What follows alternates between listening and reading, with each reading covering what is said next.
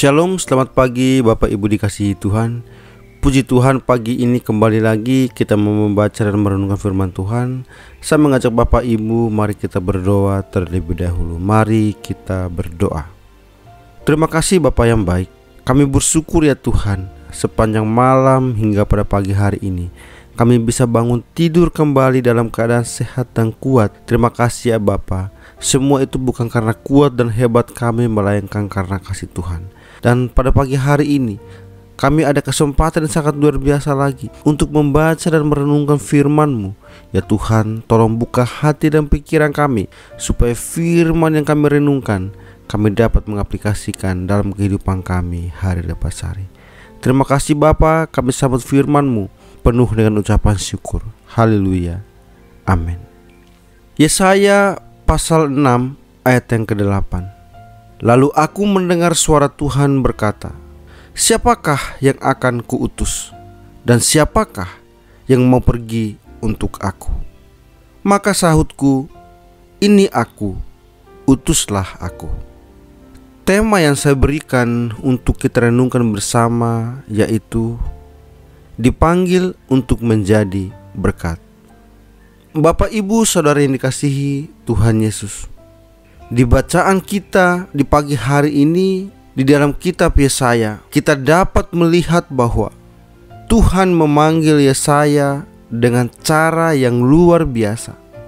Melalui penglihatan, dan di dalam penglihatan itu Yesaya melihat Tuhan duduk di atas tahta, dikelilingi para serafim yang meninggikan namanya.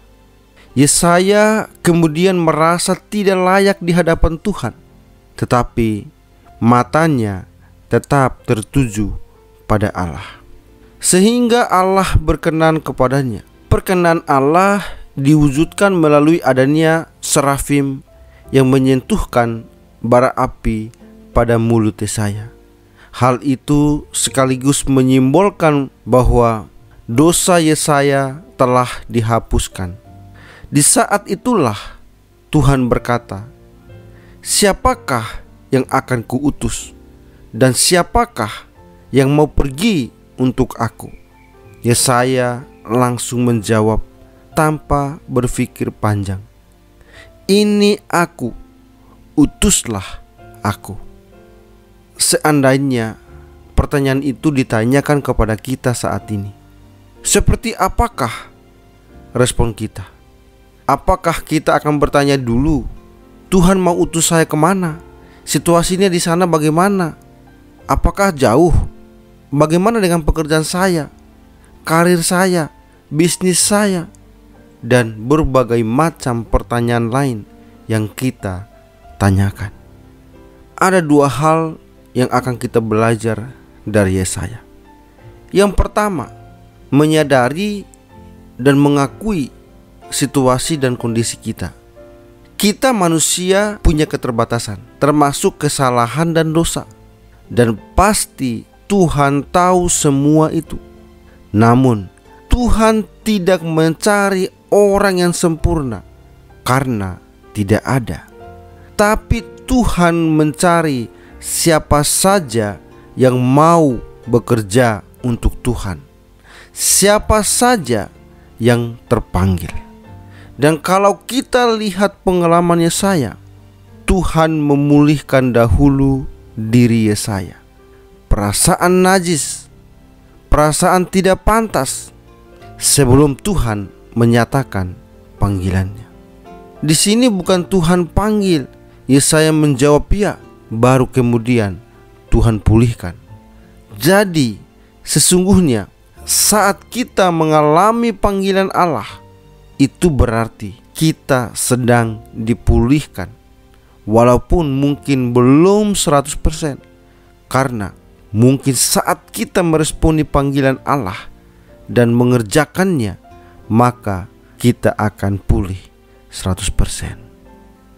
Yang kedua, meresponi panggilan Allah dengan menjawab ya.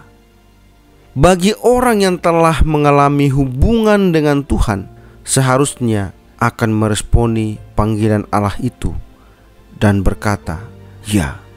Saya tidak bisa membayangkan jika Yesaya berkata tidak, atau Yesaya diam-diam saja, apa yang akan terjadi. Tapi kita bisa lihat pengalaman Yunus yang menghindari panggilan Allah. Dari Yunus kita belajar bahwa Tuhan begitu mengasihi Yunus dan bangsa Niniwe. Peristiwa yang dialami Yunus bukanlah suatu hukuman atau pelajaran, tapi suatu tuntunan yang akan berguna bagi Yunus. Bisa jadi memang Yunus belum siap pada saat itu, namun pengalaman yang dialaminya membuat ia semakin siap mentalnya untuk menghadapi bangsa Niniwe.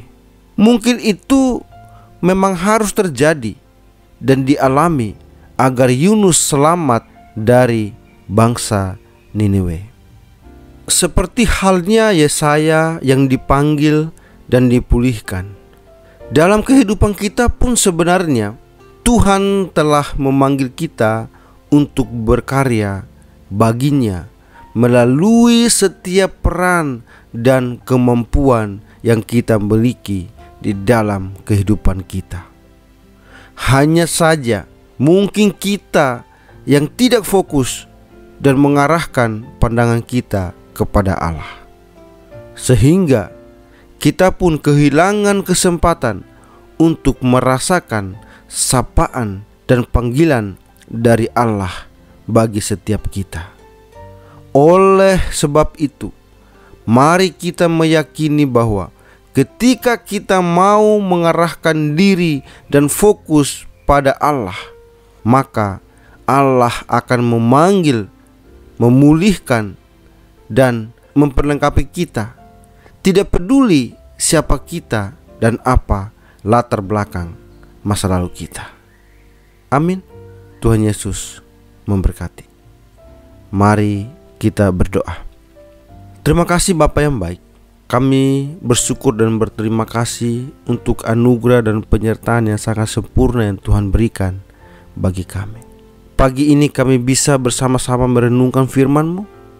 Bapa, biarlah firman-Mu itu bukan hanya kami merenungkan, melainkan biarlah firman itu dapat kami aplikasikan dalam kehidupan kami hari lepas hari.